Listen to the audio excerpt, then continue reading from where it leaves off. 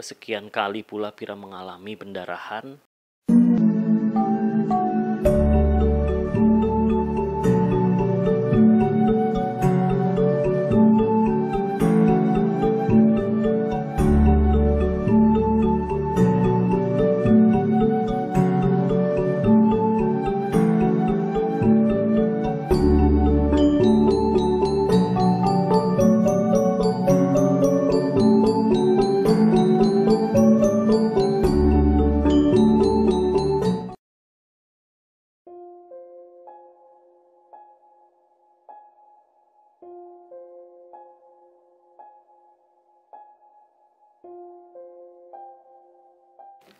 Halo teman-teman semua, kembali lagi bersama saya di channel kita di Balik Kalimantan yang membahas seputaran sejarah, mitos, mistis yang ada di Kalimantan maupun di luar Kalimantan. Nah, sebelum masuk ke cerita, jangan lupa nyalakan lonceng, bagikan ke sanak saudara agar channel ini lebih berkembang nantinya. Oke, langsung saja ya ceritanya kita mulai.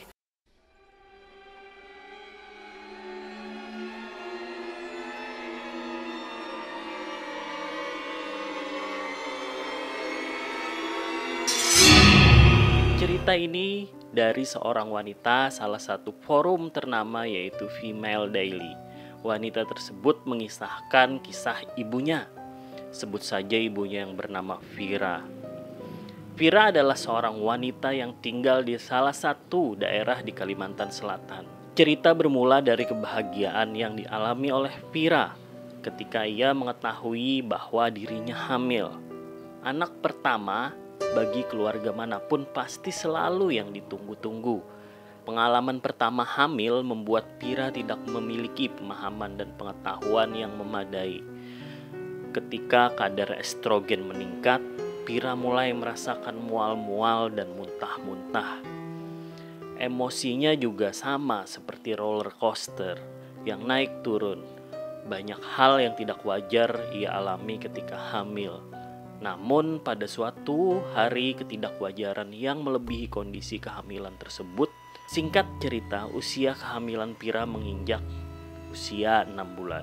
Tubuhnya harus menopang berat janin dalam perut yang semakin tak karuan.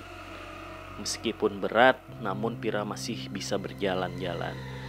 Tentu ia jadi butuh hiburan. Suatu hari, sebut saja Desi, saudara dari suami Vira, mengajak Vira untuk mencari angin segar.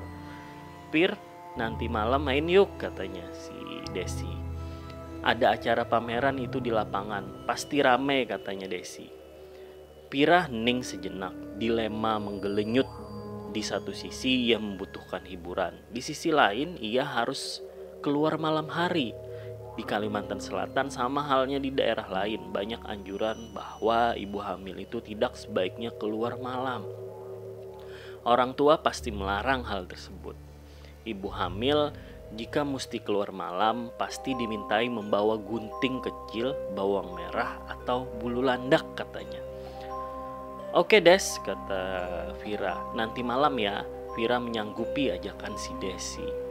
Meski batinnya cukup was-was, pameran yang mereka datangi sungguh ramai, diadakan di lapangan terbuka. Ibu hamil mendatangi tempat seperti itu di siang hari saja sering diwanti-wanti, apalagi malam hari. Vira membawa gunting di dalam tasnya. Singkat cerita, mereka berdua larut dalam suasana ceria pameran sampai lupa diri. Setelah dia menuju jalan untuk pulang, seolah tidak terjadi apa-apa, namun terasa ada yang mengikuti, membuat sebuah teror. Sesampainya pun kemudian di rumah, Vira kemudian langsung beristirahat di kamarnya. Sebelum itu dia mematikan lampu kamarnya dan suasana pun menjadi gelap. Namun Vira di sini pun tetap tidur. Keesokan harinya Vira beraktivitas seperti biasa. Dengan kondisi yang sama, jam menunjukkan pukul 6 waktu Indonesia Tengah. Ketika itu Vira melihat seperti bola api melintas di luar rumah. Misterius. Namun Vira belum mengaitkan hal tersebut dengan keputusan mendatangi pameran kemarin. Vira berpikir ada apa gerangan. Pira berusaha berpikir positif bahwa yang ia lihat itu bukan sosok bola api. Malamnya Pira merasa ada yang tidak beres. Ia mengalami pendarahan, hampir sama persis ketika datang bulan. Kejadian tersebut kembali berulang. Dia mengalami pendarahan terus-menerus. Namun Pira semakin meyakini bahwa ia melihat sosok bola api yang melintas di luar ketika dia mengalami pendarahan tersebut. Pira kembali mengalami pendarahan. Keluarga setempat khawatir dengan kondisi tersebut.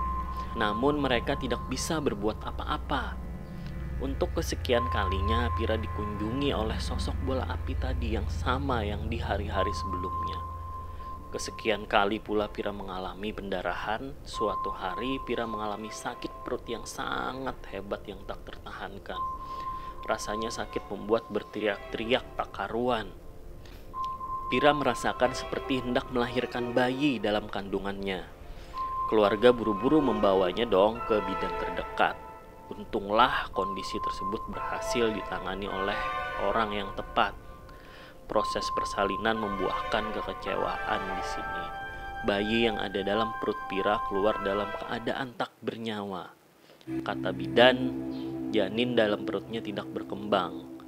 Tangis kekecewaan pun pecah suami istri Pira dan suaminya. Dalam keadaan tersebut, sejak saat itu rasa trauma membuat Pira enggan keluar malam dalam kondisi hamil. Waktu berlalu. Pira diberitahu oleh seorang kerabat bahwa mungkin janin yang saat itu menjadi korban kuyang. Jadi bola api yang sering mendatangi Pira itu adalah sosok kuyang yang menghampirinya. Manusia yang mempraktekkan ilmu sesat itu. Konon setiap kali datang kuyang itu menepi di saluran kamar mandi atau comberan. Jika mendengar suaranya seperti bebek yang main-main di comberan. Terasa ganjil jika ada bebek main-main comberan malam-malam atau di dekat WC. Kuyang tersebut konon menghisap melalui saluran air tersebut. Bukan menempel langsung di perut, tapi melainkan melalui saluran-saluran air yang kotor itu. Pira selalu mengingatkan kepada anak perempuannya agar jangan keluar malam-malam ketika hamil. Jika sedang haid, pembalut harus dicuci dengan bersih, baru dibuang. Pengalaman mistis tersebut memberikan pengingat yang tak terlupakan bagi Pira. Bagaimana tidak, seorang bayi yang dia kandung telah meninggal dunia dan mengalami pendarahan yang sangat hebat ternyata dilakukan oleh sosok kuyang tadi akibat keluar malam. Dia diikuti dari jalan sampai ke rumah oleh kuyang itu. Oke, itulah cerita hari ini. Semoga kalian bisa menikmatinya dan jangan lupa like, komen, dan subscribe tentunya. Terima kasih. Assalamualaikum warahmatullahi wabarakatuh.